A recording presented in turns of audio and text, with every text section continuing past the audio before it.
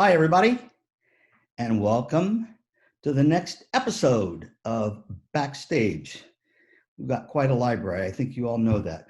Let me give a special shout out to Paul Eisen. He's the guy behind the scenes here that makes us all look good, and he never takes any credit for it. So I know Paul's going to get some kind of Emmy or something for this. We'll put you up for it, Paul, but congrats. You know, the people that do all the work and never get in the spotlight. He's the man that makes this work. So today, another special guest. When the Division of Education started growing, one of the ideas was to get somebody who was like really well respected in the profession and see if we could bring them on board and they could start help building bridges to all of the people that are part of the music education community. And so our initial, and he's got the pleasure and the privilege of being numero uno, was Rick Ghinelli. And once we got Rick on board, well, first of all, he set the bar so high that we thought nobody could reach it. And the best part is he keeps moving it up all the time. He's been on both sides of the fence. So would you please help me welcome my dear friend, Rick Ghinelli. Rick, what's going on in Houston, Texas? Hey, good to see you, and thanks for having me. Yeah, Houston, unfortunately, with the COVID situation, things are different here, just like everywhere else. But amazingly, we have bands that are still performing, competing, and I don't know how they're doing it, but they're being very successful at it. It's Texas, right? Yeah, it's a culture like I've not experienced anywhere else. Would you take just a moment, Rick, and give us a little snapshot of your life? What are the highlights, my friend? Well, the highlights are, I grew up in Michigan, and I had planned to go to Michigan State, and several strange coincidences came about. I ended up going to the University of Houston, graduating from there. Got my first job in Spring ISD, just north of Houston, and I was a band director, assistant band director, then head band director at a middle school. And I always thought at some point I might want another door to go through if I ever needed it, right? And so I started taking some classes in administration, and very unexpectedly something came open. I applied for it, I got it, and so I ended up going into administration. I was a elementary assistant principal, and then I got moved over to a middle school as assistant principal, and then I became the principal at that same middle school.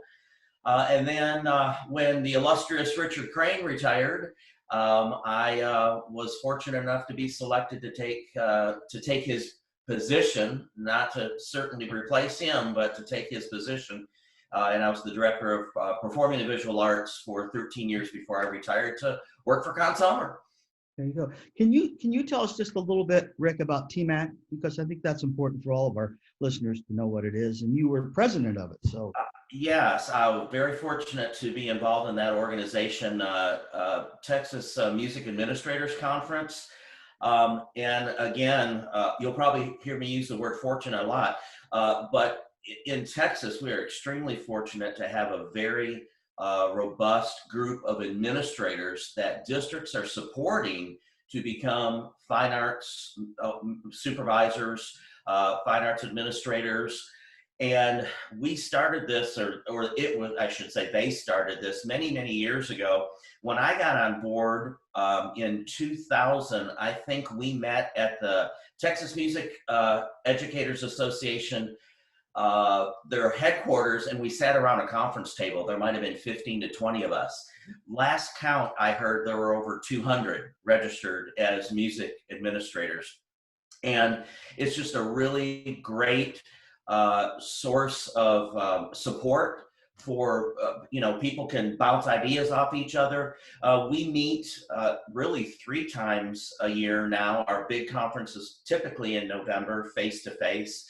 And we do something right before TMEA, Texas Music Educators. And now we're doing something just to catch up in the summer at our Texas Bandmasters Conference.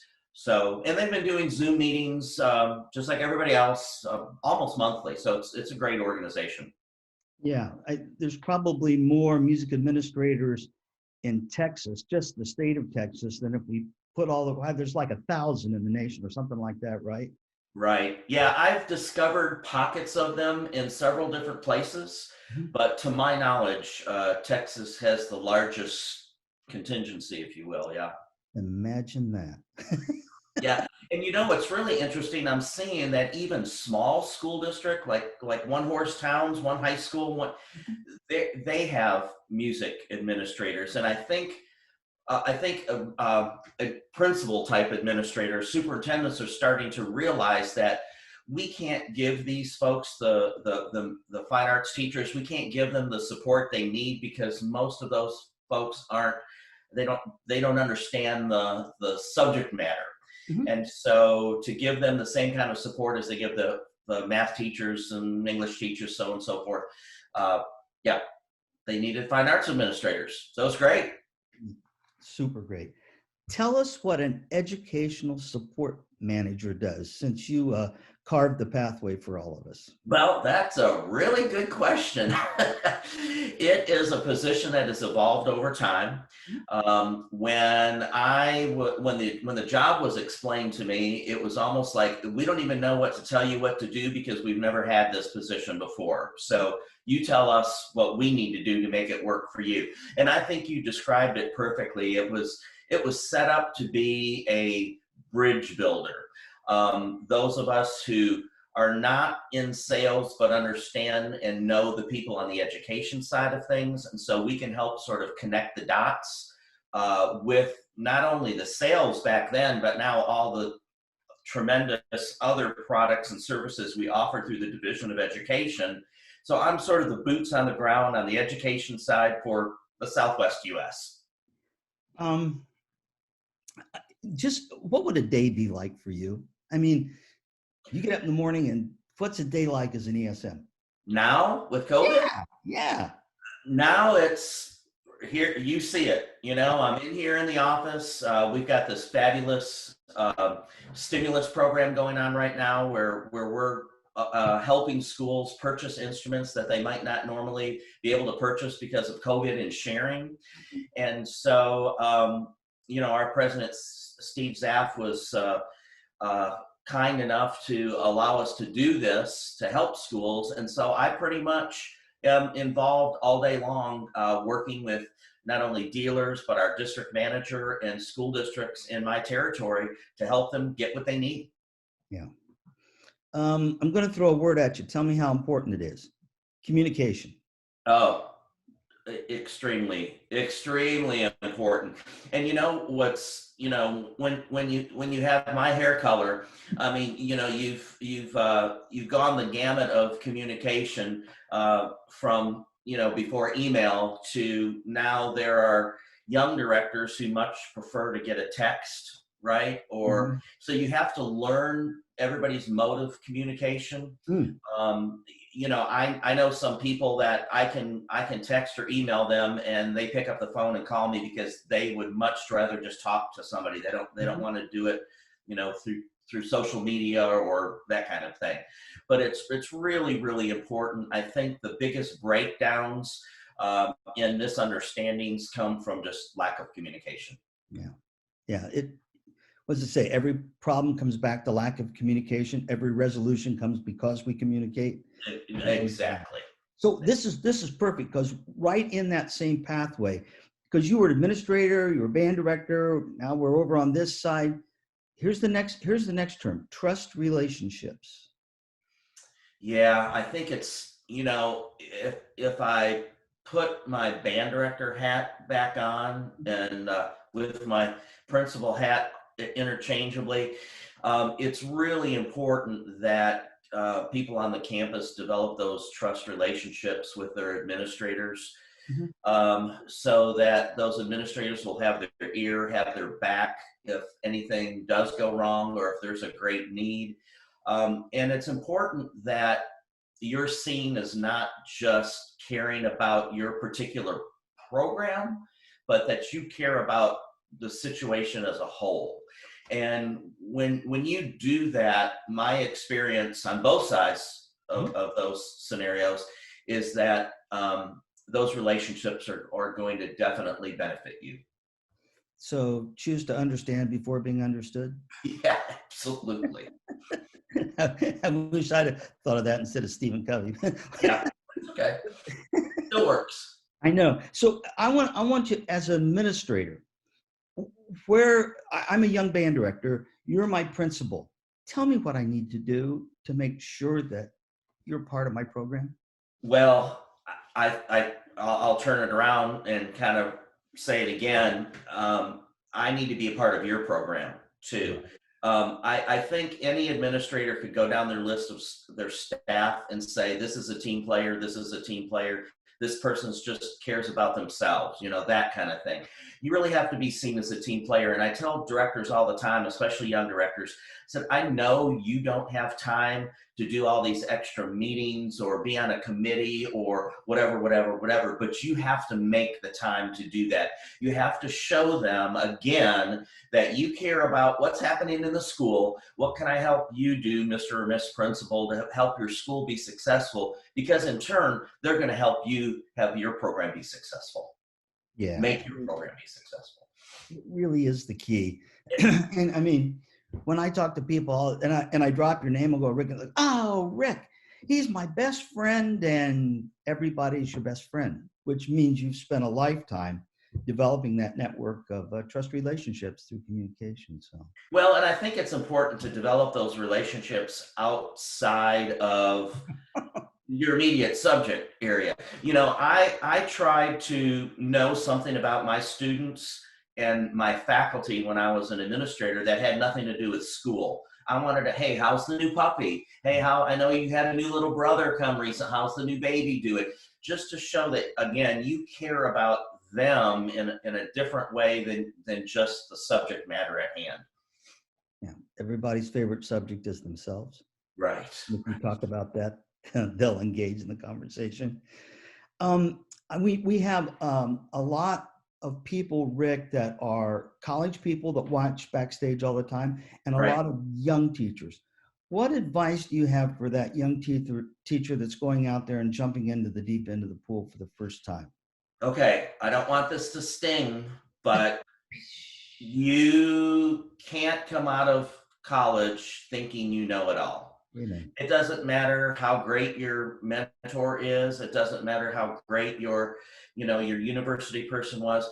There is so much to learn. I mean, I'm not even in the classroom anymore, and I'm going to be attending the Midwest Virtual Clinic because I want to hear what people have to say. I'm pretty far removed from the classroom, as a matter of fact, but I think it's that concept of you never want to stop learning. The other thing is, do not be afraid to ask for help. A lot of people think that that's a sign of weakness. Oh, I can't ask anybody because I don't want my principal to think I don't know what I'm doing. No, bring it on. Come, please, help me. So I think those two things, as far as the subject matter is concerned, are important. I think the other thing is you have to take care of yourself. Young directors want to make their mark so quickly on the world, and it's sometimes a slow process, and in that process, to use the old phrase, burning your candle at both ends, pretty soon there's no candle left, and you're going to be no good to those kids. You're going to be no good to your school or the rest of your staff if you're not taking care of yourself. So very important. Do you miss the kids teaching? Of course, you always miss the interaction. That is very funny that you say that, because just within the last 2 weeks, I have had a handful of my former students that I started when they were sixth graders. Now we're talking years ago, right? They're like in their 40s now. Contact me through Facebook and just say, one of them was in the president's own Marine band and I didn't even realize it. So we had this whole conversation, and so many of them said, you guys were the ones that made me love music to begin with. And so, yeah, that's the part you miss, is that interaction, and the even with the adults that I work with, is the ability to help them and point them on a path forward. Yeah, I'm not sure music teachers have any idea what a profound impact they have because they're close to the students all the time in that culture. Right, Agree? right. Absolutely. My junior high and elementary junior high band director was Andrew Ballant. Oh my gosh, are you kidding me? Sure, you know that name, right? Of course, Yeah, he's your friend. as kids, we never knew what a big deal that was, right? And we knew he wrote music and all that. Well, years ago, I was conducting a guest conductor at Midwest, and he came to see me because he saw my name on the program. And we chit chatted afterwards, and I literally chased him down and had that, Mr. Ballant, if it wasn't for you, thank you, thank you, thank you, I would never be on that stage, you know. So And it's Mr. Ballant, right? always, Yeah. yeah. Can't get those first. Oh, that's great. I didn't know that Andy. Wow. Yep. There was, Sure. when we were talking about, Rick, we were talking about administrators. This was a question I heard the other day because you hired teachers. You hired a lot of teachers. Right. And the administrator said, here's the three things: relevance, rigor, and relationships, and asked the person to put them in order. Of course, relationships is one. Of course. And it's just so interesting because a lot of people would go rigor the curriculum, or is it applicable to the person? And Right. Well, and Bill Daggett is the educator that came up with that whole concept, rigor, relevance, and relationships. And I've done a presentation or two where I've flipped that around and of course gave him credit for the concept. But yeah, because if you have the relationships with kids, they're going to go the extra mile for you because of you. yes, They're going to try to play that hard music because of you. Yeah, I've seen it happen over and over. yes, we're all Mr. Ballant in some Yep. way. Tell us a little bit about the Music Administration Collaborative as part of the BOE. Well, and we talked about that a little bit. It's a great. It's sort of what we do in with Consumer, like the TMAC group that we do in Texas. What we're trying to do is bring people together from all corners of the world that do this same job. As you mentioned, there are very few out there in the rest of the world. And a lot of times you feel like you're on an island. You don't have anybody to turn to for help. So, Gary Markham, our executive director, put this together many years ago, and I've been lucky to jump on the bandwagon with him. But it's a way to connect with people that do the same job that we do, or I did, on a daily basis. We spend as music administrators, you spend so much time trying to find relevant staff development for your teachers, Mm-hmm. but you never get relevant staff development yourself. I mean, you can go to the conferences and stuff, but I'm not going to go to a conference and sit through how to teach oboe anymore, right? So this is a great opportunity. It's sort of professional development for the music administrator. That's the way I look at it. Well, and watching the interaction of people, I mean, it's not where they sit there and want somebody to talk to them. They want to be. Absolutely. The collaborative part is the most, that C, right? That's the most important part of it. We've got to get people talking, that whole sage on the stage thing, that works for a lot of stuff. But after you do that, it's like, okay, let's talk about what we just heard. Yeah, it's very important. Mm-hmm. I know, Rick, people are going to be watching this long after we've had the vaccine and everything. But if you had any advice for teachers right now under these parameters, what would you say to them, buddy? Well, I think a lot of them that are being successful are already doing it. It's, being persistent in what you need to have done, right? One of the things, again, not to make this sting a little bit, but one of the things that I said early on was, guys, you got to realize that superintendents and principals right now, they're not really concerned with what's happening with the band program. They don't even know how they're going to get kids on a school bus and get them to school. Right. So, don't look poorly on them because of that. It'll come around. Keep being the cheerleader for your program. Tell them what you need. And in due time, it will come about. And be persistent, be creative, be flexible. You can't just have it this way in this particular time. Actually, you can't have it just this way in any time, right? And I say, I don't mean lower your standards by any stretch of the imagination. Just understand that there's got to be a little bit of flexibility within those standards that you have, so that everybody can get what they need out of it. Yeah, perfect. Right now, of course, the big thing is recruitment and retention, right? Right. So let's take recruitment and retention, and let me throw another spice into it and tell me how important it is. Parents. Oh, incredibly important. One of the things that I talk to groups about is, when we do advocacy, we always seem to want to advocate to the people who are going to get us something. Like, I need to advocate to my principal, I need to advocate to my school board. But we also need to advocate to parents, because there's so many things that parents don't know about the benefits of being in the program. If they've never had a kid in the program, they don't understand the benefits. And now, don't get me wrong, some of my best friends were counselors, right? Yeah, I got it. But unfortunately, counselors aren't really getting to do what they signed up to do.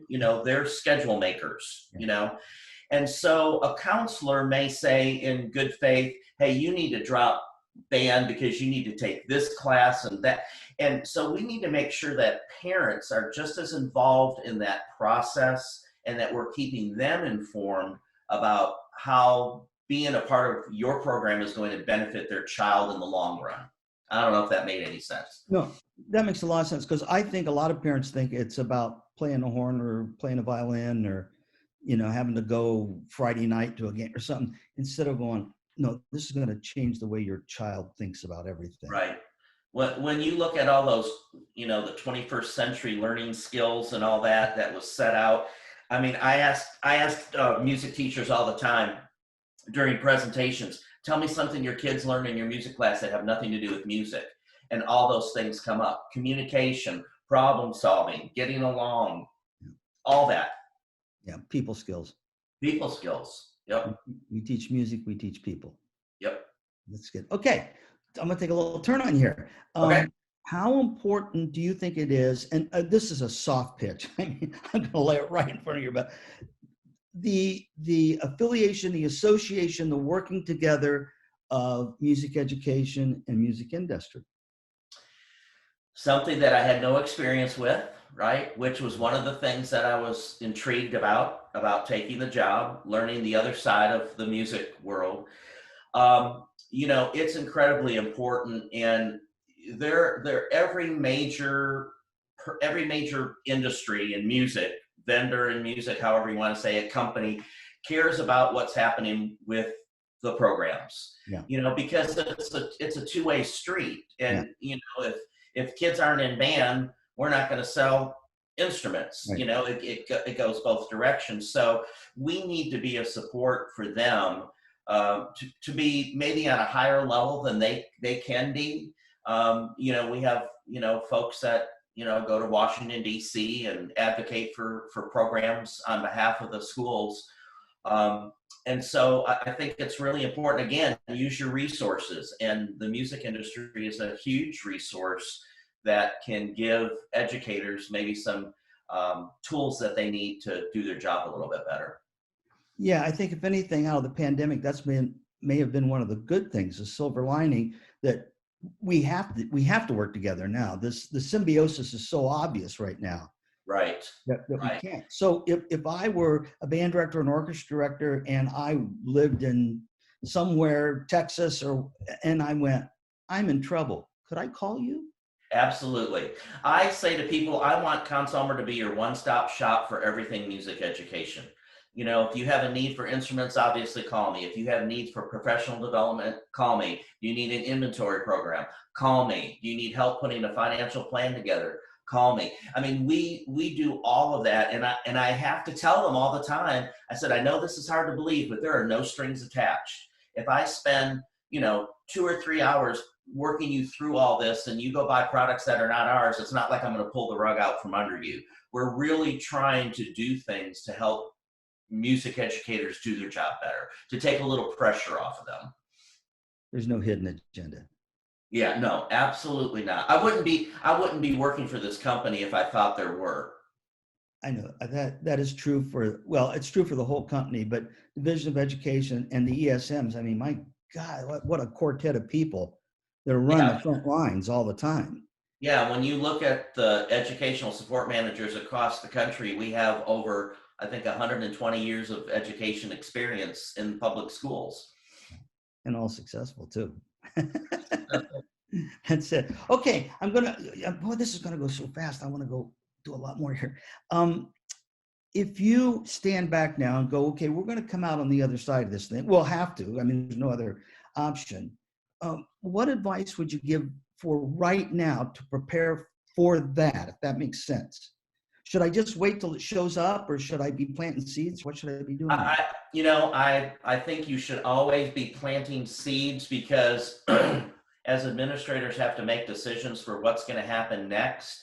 Mhm. If you have to respect the fact that maybe like I said earlier, band is not on the top of their list right now, but it's going to get closer to the top of the list as things clear out a little bit more.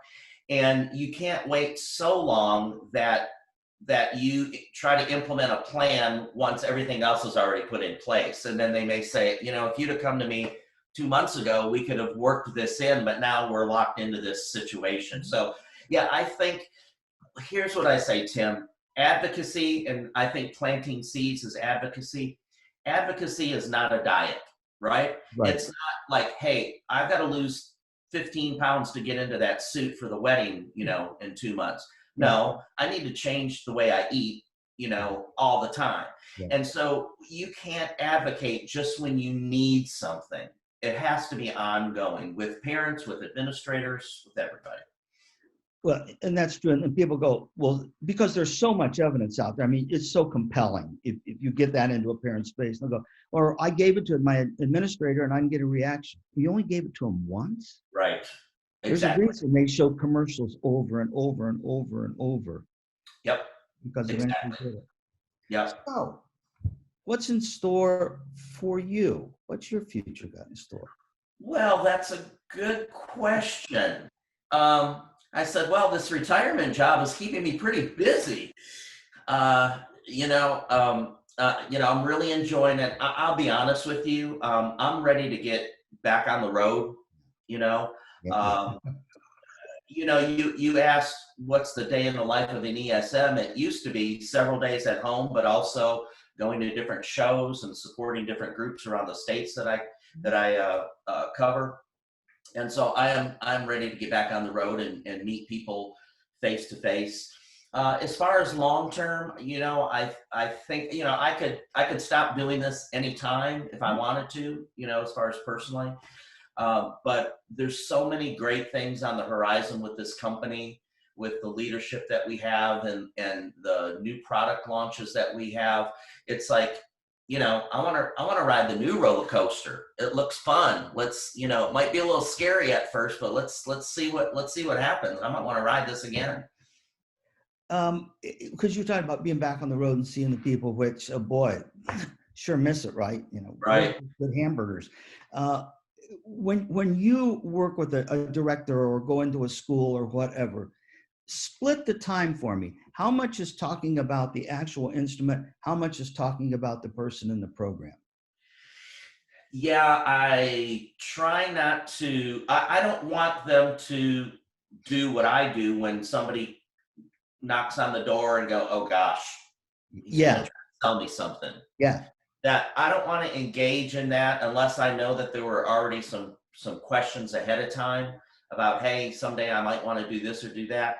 It's just about, what can I do to help you? What is it? How's it going? What can I do to help you? And if the subject of an instrument or sales or whatever comes up, then we engage. Yeah. But you never want to be in a situation where you feel like you're going into it and you have to come out with something tangible on the other side. Yeah, we've all been the victims of that. Yeah, I think people pick up on that pretty quickly. Oh, it's a form of manipulation. Sure. Sure. And so that's why it's important there are people like you.